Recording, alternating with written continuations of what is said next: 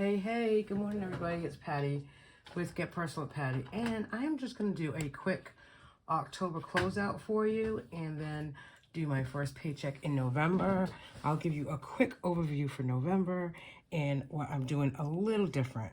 So this is my 7x9 Erin Condren. As we all know, in the budget community here, the budget mom is not making the budget by paycheck workbook for 2023.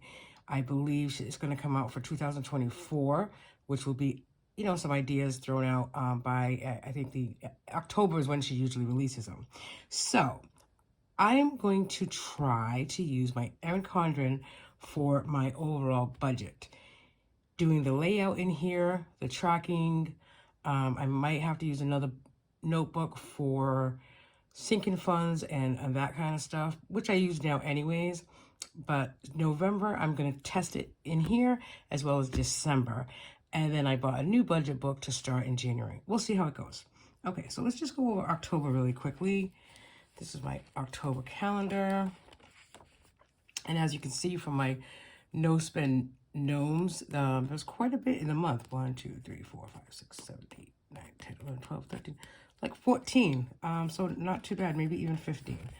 So just an overall, so I do this one-page Excel page every month, and I put it usually in the front of the calendar month, and then I project what we're going to spend and what the income is, and then I fill in at the end of the month how much we've spent. And then I just transfer this to an Excel spreadsheet on my computer as well, so we have it for the year. I did not add up what our income was, but it looks like I can add that up quickly. Not a big deal. But my envelopes is really where I'm trying to tweak for the November and December, as well as add more money to my sinking funds. So this is really where I try to concentrate. I mean, projected income is going to be what it is, right? I mean, I work full-time. My husband works full-time, and I have quite a few side hustles. So there is some extra income coming there. My fixed budgets, my fixed expenses here, I mean, for the most part, they're going to stay the same, maybe go down a little bit in the future months. But, I mean, my envelopes and my sinking funds is really what's important to me, because I want to make sure that we're intentionally spending and saving money. So for groceries, for the month of October, I budgeted $325. We went way over, so we got $493. Dine out, we budgeted $350. I actually stayed under budget at $317. Very happy about that. There was no extra childcare that I had to pay for out of pocket. Specialty grocery, I budgeted $100, and we only went over $132. So that's really good. In the past, we've gone over by quite a bit on a specialty grocery. Specialty grocery for us is if we go to our friend's place, that's an Italian marketplace, any Portuguese marketplace, like anything special that we wouldn't do on a monthly basis. Household, I budgeted $200. We were at $275.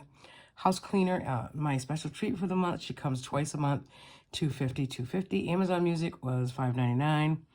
Gas for the vehicles, I budgeted $350. We came in at $330. BJ's, we budgeted $150. We came in at $173. My husband got $200 for the month in cash, and we did not put anything in our IRA, which, see, something like that we really need to start doing. And then sinking funds, we have our dog Max. Yeah, that didn't happen because he had a grooming, so he actually went over. I have 5 sinking funds. I put $5 a week in, so I did that. So that was $100 for the month. I did not put anything in my IOU for $100. I might have, but I don't remember it. My word for the month of October was ghost. I saved $69. Emergency fund, I put an additional $25. I didn't do any of these. And then we're going to New York for Thanksgiving, so I put in $110. So overall, I think October was a really good month, and it's kind of given me that mindset to, continue on with no November, like no additional spending, no, paying attention again, intentionally what we're saving and what we're spending. So this is just an overview of my November calendar. We did use the October 28th paycheck in October, although I did put some no spends here. And then I get paid on Thursdays, but I count it as Friday. So this is November 4th. This is the first paycheck in November. As you can see, Wednesday and Thursday, I did spend a little bit of money that would go on my November 4th paycheck. That's kind of why that's there. And let me just give you an overview before I do my paycheck of November budget. Again, my projected income is here. And then for groceries, I did budget $350 again and dine out $350 again. We are going to be away for about a week in November, so I'm hoping that these come a lot under because we won't be here. Extra childcare, I do budget $150 a month. I don't foresee using that, but I like to have it in the budget. Specialty grocery, we bumped up to $200. Household, $200. House cleaner, of course, the same. Amazon Music. Gas, we bumped down to $300. Basically, we're not counting our trip to New York in that gas price because we have a separate envelope for New York spending money. BJ's, I left at $150. My husband will get his $200. IRA, I left at $100. And then it's my husband's birthday, so I put some money in there because I have a little shing-ding for him. So sinking funds, again, my dog, I want to save $120. The sinking for $5 is $100. Clothing, I'm going to start a clothing envelope for my husband who's looking to buy a couple of suits in the next few months. So I'm going to budget $100 in there. My word is thank, which is $64. Emergency fund, I'd like to fund $100. Able and IRA, another $100. This is a new sinking fund, miscellaneous fall, when we do something fun and, we just want a couple bucks to stop for ice cream or whatever. I'm going to budget $100 in there. The 100 envelope challenge, I'm going to budget another $100 in there. And then our New York trip, I want to try to get up to $300. I think we have $110 now, so got a little ways to go, but we do have, the whole month of October. Well, we have like about 3 or 4 weeks to get that up there, but I think we can do it. That's not a big deal. So my goals for November, really quickly, financial goals, is to write out my Christmas budget and stick to it. I'm going back to cash for dine out as well as groceries. My sinking funds will be my water bill 1 month ahead, the fund, the 5 for 5, the BJ's only in cash, and then Christmas. And then my savings challenge is obviously the New York envelope. Thank is the word. And then at the end of every week, which for me would be Thursday because my paycheck comes out Thursday for Friday, I'm going to round up any change to the nearest dollar and put it into the savings. So if my checking account on next Thursday is, say, $204.72, then I'll take the difference of $1.72 and round that up to the savings account. So those are my goals. I know I'm talking a little bit fast. I just want to make sure this isn't too long. I don't like a very long video. So instead of using the Budget Mom workbook, I am going to use these Life in Envelopes budget stickers. Now, let me see if I have them handy. I did just buy a couple more, so I just could be prepared and go forward. I'm going to try to do it week to week so that I kind of like it, and I'm not, if I set myself up too early in the month, then I don't know if I'll love it, and I just want to take it right now, week by week. I'm going to, like I said in the opening, I'm going to use November as well as December to test these out, how I want to put them in the book, and then, start my budget book in January. So I just got a few because they were on sale. So this is a 7x9 budget kit. So you have your, a sticker. This is one sticker. You have your one sticker that has your income, budget, and actual. And then this is empty. And what she does is this is Life in Envelopes over on Etsy. She gives you these different headings if you want to put here. Because some people, I will still follow like the Budget Mom method. So I want fixed expenses, obviously here, variable expenses, sinking funds, cash envelopes, savings, and other. But for my personal account, I don't really have a lot of fixed expenses that I pay. So this sticker here might just be variable expenses like groceries, dine out, etc. And then maybe halfway down here will be sinking funds. But she did set it up so that you can put like 2 on a page like this. So if you want to put your fixed income expenses here and then tally that up, and then here maybe put your cash envelopes and sinking funds. So this is kind of what it looks like on one page. If you're doing like one paycheck a week or one paycheck a month, whatever it is, that however you get paid. So I'm going to try these. And then she just have like these little, 3 squares. So you can mix and match how you're going to design it on your on your page. That's kind of why I bought these extras, so that I can kind of look at it and figure it out for my next week's paycheck. I do budget weekly because I do get paid weekly. My husband gets paid bi-weekly. So what I do is, just like I did in the Budget Mom workbook, is I'm going to use this side as my personal checking account. So when I have income P, this is only for my personal checking account. So this is this week's budget for November 4th. We have a rollover cushion of $212.94. That's rollover cushion plus the checking account balance at the, as starting the first paycheck. My check from my weekly employer is $385.77. And then miscellaneous cash, I got $30 for my mother-in-law towards something that I purchased for her. I got $113 toward our solar bill, and then I got $320 toward an extra child care income. So this is my income for the week. And then again, I don't have many fixed bills that I pay with my account personally, so I'm not going to be using like this. I wouldn't use this whole page for fixed income. What I did is I'm going to just break it up. So I have, the bills that I'm paying for the week, and then I added a little tab here. Cash envelopes I have here, and then sinking funds I have down here. So those are basically what I do on a weekly basis, and then I'll decorate it.